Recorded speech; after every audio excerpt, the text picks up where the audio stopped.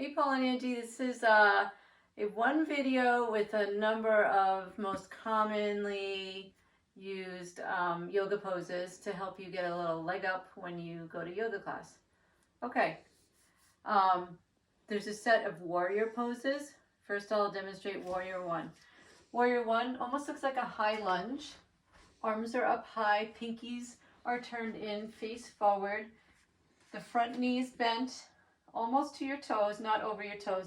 Back foot is at a 45-degree angle on your mat. The leg is straight. Again, hands up. Torso is straight ahead toward usually the front of the room. Warrior one, shoulders are relaxed, okay? Feel the floor beneath you. Warrior two, you can open up from here. The legs are usually spread a little further apart. Again, knee doesn't come over the toes. The back foot is parallel to the back of your mat, and the front foot bifurcates the middle of that's redundant, the middle of the back foot. Shoulders are relaxed. Your hands are parallel to the floor. Your gaze is forward over that middle finger, okay? Shoulders are back. Tummy is tucked in here. Holding it here, warrior two. Okay, now we're going to go into crescent lunge. Crescent lunge looks like warrior one. Starting again, arms up high, foot is back. This time your heel is off the ground. Okay. Arms are up high, shoulders are relaxed, pinkies are turned forward, and this front leg is bent at almost 90. Knee does not go over toes. Just remember to have that heel up. Okay. Warrior three. In a beginner class, this probably won't be one of the poses. It's actually more of a balance pose. So warrior three, your body should be parallel to the floor, toe is down, arms are forward, like this. There's variations of warrior three, but this is pretty much it. This knee is slightly bent. It's kind of advanced pose. Yes, exactly. Warrior three. A couple of other balances in yoga. Airplane pose. This one is used more than warrior three. It's a little bit, it's still challenging, but not as tricky. Foot comes back. Arms are at your sides. Palms are facing down. The front leg, you bend into it. Then lift the back leg, your chest is lifted, chin is tucked back. Again, hands are facing down. This back foot comes up, and very important, that ankle is at 90 degrees. And Pierre, I don't know how I look here. No, it's fine. You shouldn't shine your chest up or whatever. You can. Yep, you should be shining your chest, leaning forward. Yeah. But don't let your neck go like this. Tuck your chin. Come back down. Some other ones. Let's do a flow. Just regular flow. This is how we do it. We step back into a sun salutation, which is kind of your vinyasa, has a vinyasa flow in it. So standing here, this is actually Tadasana. Here's another couple of poses. Mountain pose. Arms are facing forward, head is facing forward. You're grounded. Tadasana. Mountain pose. Tree pose. And do extended mountain. Extended mountain pose. Yep. Tree pose can be done a few ways. You can keep the toe on the floor like this. You can put it on your calf. You skip the knee. You don't want to put pressure on your knee. It can be here. Most important thing is that you're turning the knee out, or your foot can come all the way up high. I'm going to slip on my pants because I'm not sweaty. Get the idea.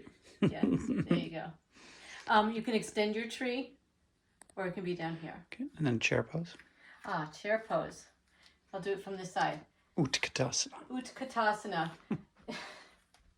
Hips drop, almost like you're trying to sit in a chair behind you, okay? Sitting in the chair behind you. Arms come up high. This is sometimes tricky with your shoulders if you don't have full shoulder mobility. pinkies are turned forward, just like in other poses here. Gaze is forward. Other options are here, what we call cactus or goalpost arms. Make sure you're sitting down as far as you can here. You should be feeling it in your thighs and your glutes. Third option is prayer hands. And weight is kind of in the back of your heels? Yeah, weight is in your heels. You should be able to move your toes around, but honestly, it's okay if your feet are flat.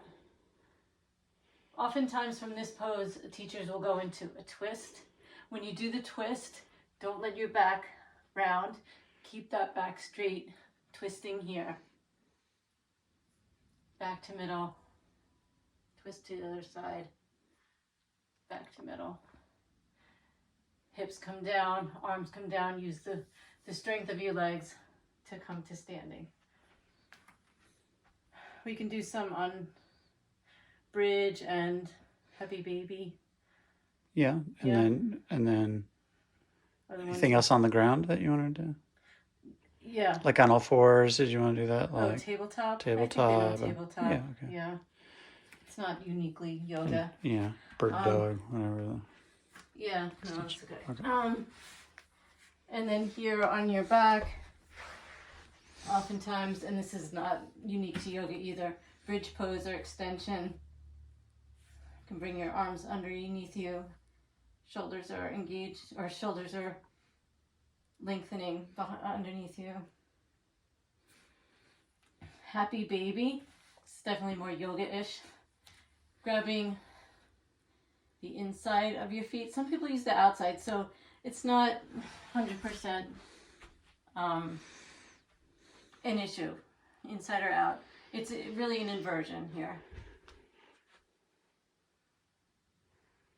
Another one, Supta Baddha Konasana, or, gosh, there's another term for this, but where you butterfly your legs open, feet are touching, relaxing here. Try to relax your back down.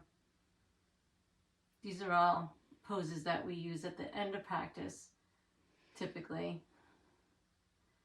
for Shavasana. And there's boat pose. Yeah, figure four. Figure four. Reaching through this leg. This is going to stretch the piriformis muscle, another small kind of rotator muscles and stabilizing muscles in your hip.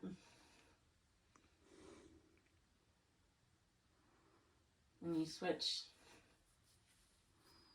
People usually feel different one side to the other.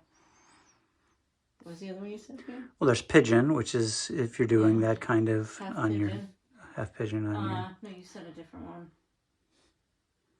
Okay.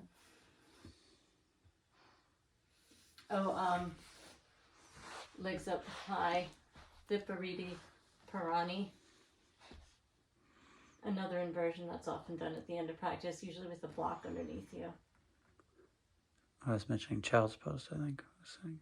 Oh yeah, child's pose. Forgot about that one. She's this is a favorite. Okay, child's pose. Typically, knees go wide, toes touch, arms come forward, forehead on the ground. Should feel lengthening here, as well as at the hips, and you try to sit back toward your feet. If this is a position of rest and a little bit of a hip opener, if it's uncomfortable, which sometimes it is for me with my hip, rock pose is this. This might be more comfortable to come to rest if you need to during a flow. Thread the needle, up dog, anything?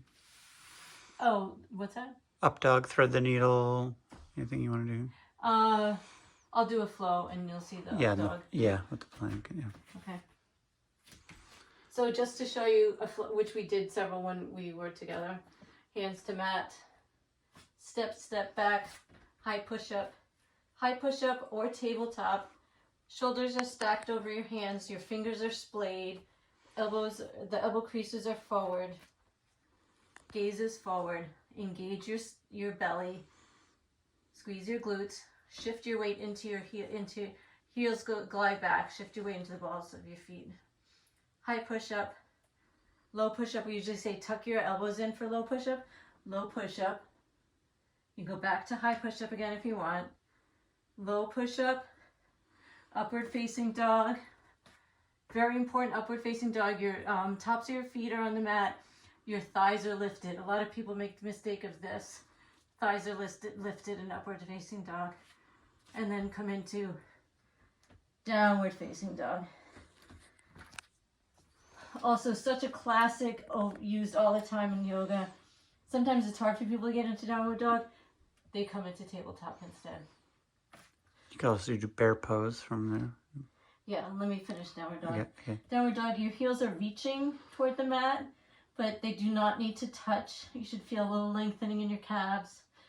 And the most important thing is that start with a generous bend in the knees and then lift the hips up high. The point is to lift the hips high, not so much to reach down here. Lift the hips up high, and even if you have to have more bend. One way to get into downward dog so that you're prepping yourself for it is bear pose. Toes tuck under, you're in tabletop again. Fingers are spread, bearing weight through your whole hand. Elbows are facing forward, gaze is forward, and then you hover. So hovering over maybe 2 inches off the ground, gaze is forward. This is called bear pose. We'll come back down again, hover, and then you can push your weight back towards your heels, come into downward dog this way, and sometimes that just helps remind you to keep those hips high in downward dog. And biceps near your ears, right? And really stretch out. Yes, biceps are the ears. But sometimes, honestly, downward dog, people just say, let your head dangle a little bit.